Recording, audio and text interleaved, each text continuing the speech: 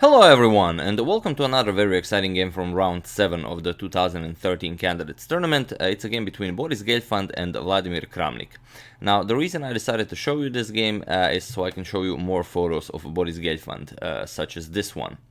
No, of course not. That's only half the reason I decided to show you this game. The other half of the reason is it's a really interesting game, and it really does follow the old saying that the most beautiful part of a chess game is very rarely seen on the board. You know, if you don't analyze the game after it was played, you never even see the most beautiful variations that could have happened. And another thing is it's a really rich position that the theme of the position that arises in this game can very well happen in some of your own games. So you should really study this position. It's quite excellent, and I'm sure you'll enjoy it. And we do have a couple of other photos. Here we have a photo of Gelfand and Kramnik. Gelfand with his usual coffee and a glass of water, Kramnik only with the glass of water. But if you look at their board from a different perspective, such as this one, you can see that Gelfand brought additional refreshments, something more to drink, and there is something in that bag over there. So he could be expecting a very long game. So, perspective matters. So let's see the game. Gelfand has the white pieces, and he opens with d4. We have knight to f6, c4, e6, knight to c3, and bishop to b4. So the Nimzo-Indian defense. e3. We have castles and bishop to d3, the bishop attack against the Nimzo-Indian. d5, knight to f3, and d captures on c4. Bishop captures on c4 and c5 now. Castles, c captures on d4, e captures on d4, and b6. So this is, if you really have problems developing your light square bishops in any variations against the d4 opening, then Nimzo-Indian could very well be the opening for you, as here you will always have a clear way of developing your light square bishop. So queen to e2, we have bishop to b7, and now bishop to g5. Knight b to d7, rook a to c1, queen to b8, and rook to d1. And here Kramnik goes rook f to c8. So a very interesting formation here. The rook is still on a8, this rook is on c8, and the queen is on b8. Bishop to d3, getting this bishop out of the way. The queen was defending it on c4, but that can change very, very easily. Bishop back to d6, now eyeing that h2 pawn if the knight ever moves. G3, we have a6, and now comes the bishop captures on f6. Knight captures on f6, and knight to e4. We have rook captures on c1, rook captures on c1, and this is the critical moment of the game, even though it's only move 18. Here you can even see Magnus Carlsen here studying the position on the board. Gelfand is very confident in his position. Kramnik is there studying it, and as you see, Carlsen also is very interested how Kramnik will handle this position. So there are a couple of ways to handle this. If you capture the knight immediately, for example, knight capture, after bishop captures, queen captures, you allowed the white queen to have this beautiful active e4 square. And there's really no good way to kick her away from there, and although white is not much better here, it's a more active position for white. The rook is already beautifully developed on the open c file. The knight can come to g5 already. You can make some threats, force black to weaken his position. So not really something you want to do. After this rook to c1 by Gelfand, the most ideal thing you want to do is play queen to d8. Now you have a firm grip on the c7 square. The rook can come into play via rook to c8, and also the queen is now protecting the knight on f6 if white ever decides to capture it. But here Kramnik played a move that really could have taken a wrong turn. He played knight to e8, and now if you look at this position, the queen is on b8, the bishop is on d6, and this battery really doesn't do anything, as both of them are, hitting that g3 pawn. There's really nothing to do there.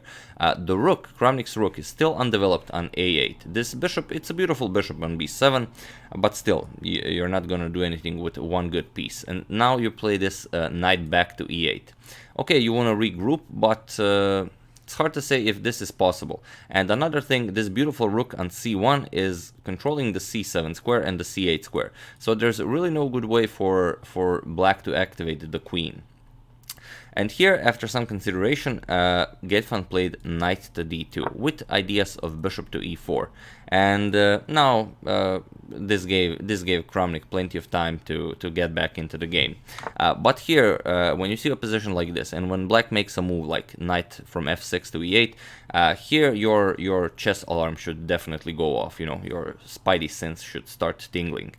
And here, as the title suggests, if the white pieces were handled by a great adventurer such as Mikhail, for example, then you would definitely see a different move than knight to d2.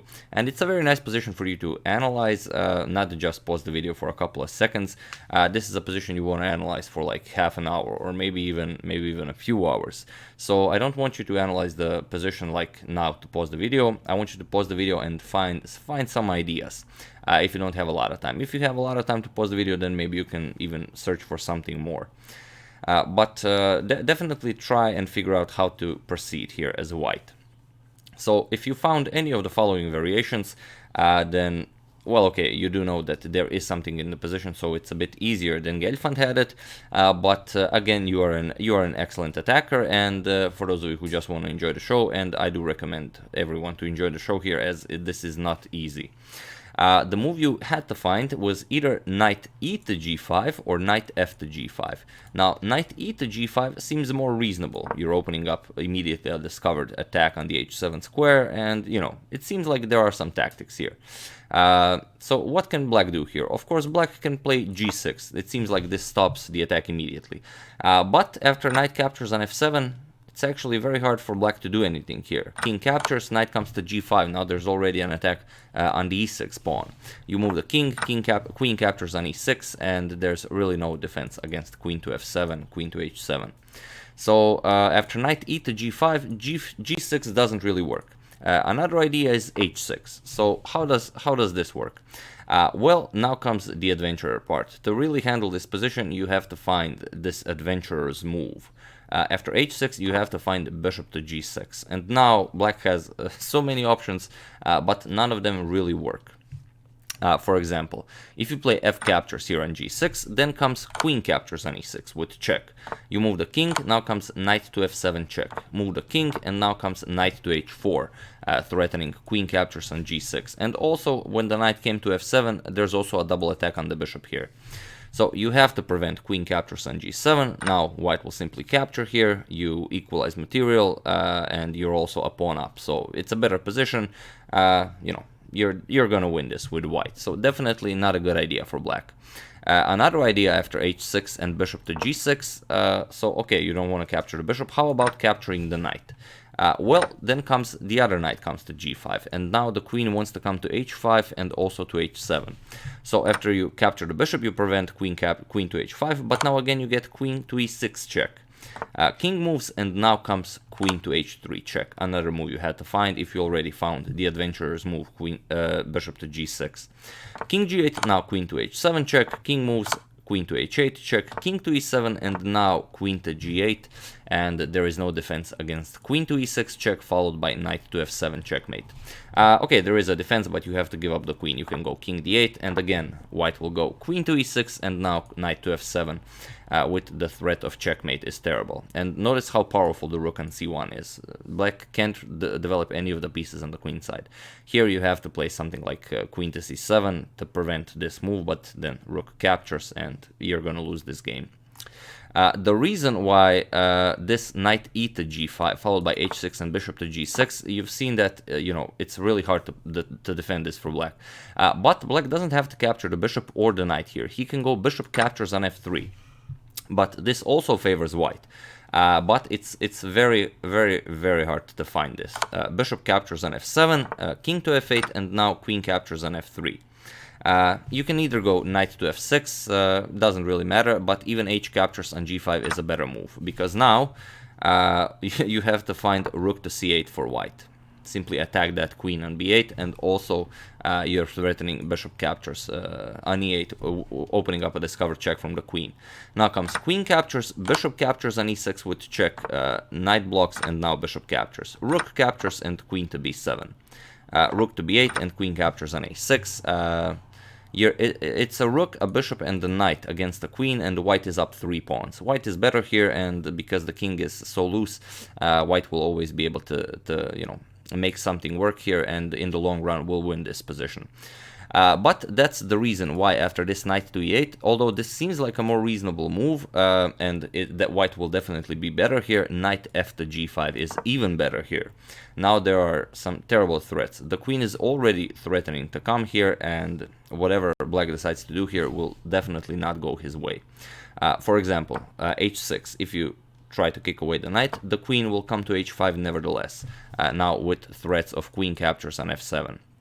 If you push g6, then queen captures on h6. So after captures, you get knight captures here. And now there are some threats of queen captures on f7, queen to h7 is a threat. So after knight to f6, there really is no better move. This powerful rook on c1 is totally crippling black's queen side. Knight to f6, preventing queen h7, but now queen captures on f7 with check. King moves, and now comes bishop to c4. You want this bishop to capture the pawn, then the bishop is guarding g8, and then white can simply figure out how to win this. Now after bishop to d5, bishop captures, pawn captures, now comes rook to c6. This is the crazy move you have to find, and here black really doesn't have a move. You can't really activate the queen. If you move the queen, rook will capture bishop. If you move the bishop, that's even worse. Let's say you play queen to f8, maybe you want to trade queens. Now you get queen to e6, and black doesn't have a good move here. Knight to f7 is a threat, queen to h3 is a threat, the bishop now is attacked twice, you can simply capture the bishop. So if you play something like bishop to e7, then simply queen to h3, king moves, and now rook captures on f6 will be a terrible threat. The threat is queen to h7 checkmate. After you eliminate the rook, again, you get this, and queen to h8, this will be checkmate. So it's very hard for black to even react to this rook to c6 move. If you try something like bishop to f8, simply get the bishop out of the way, rook captures immediately wins the game for white. I mean, if you capture, it's checkmate on h7. If you don't, there's really nothing for you to play here. So after this rook to c6 move, it's extremely hard to find a good move. Even if black was to find the greatest move, which is bishop to f4, now rook captures on f6 will be met with bishop captures on g5. That's the whole point of this idea. White of course will not capture the knight. He will simply play captures, and after queen captures, now comes the Punisher, and also a nice little tactic for you to pause the video and find it. I will give it a couple of seconds, win this position with white. So for those of you who found it, congratulations, you are an excellent tactician. And for those of you who just want to enjoy the show, here after this beautiful skirmish, queen captures on g7 simply wins the game. King captures, only move, now comes knight to e6 check. This forks the king and the queen. King moves, and now knight captures on f4, and now it's 2 extra pawns, a completely winning position for white, and it's very hard. Black will lose even more pawns here. So yeah, here you can see how much of this was possible in this position after Kramnik played knight to e8. Knight to g5 was a really nice move, and the knight f to g5 was an even better move. But it was a position where you really had to spend time, and of course Gelfand didn't know there was something here, so he played knight to d2, and this is why you should always analyze games, because you will find something beautiful like this. But okay, Gelfand played knight from e4 to d2, and now Kramnik played queen to d8. We have bishop to e4, rook to c8, and now queen to f1. Gelfand wants to try to bring his queen over to h3. Rook captures on c1, queen captures, and now queen to c8. Kramnik now offers the exchange of queens. We have queen to c3. Now, of course, if Kramnik captures, then Gelfand will improve his pawn structure. Knight to f6. We have bishop to captures on b7, queen captures, and a knight to e5. Knight to d5, attacking the queen, queen to c6, queen captures, knight captures, and now king to f8. Kramnik starts to bring his king over into the game. Knight to c4, attacking the bishop, bishop to c7, and knight back to e3. Knight captures, f captures, and now bishop to d6.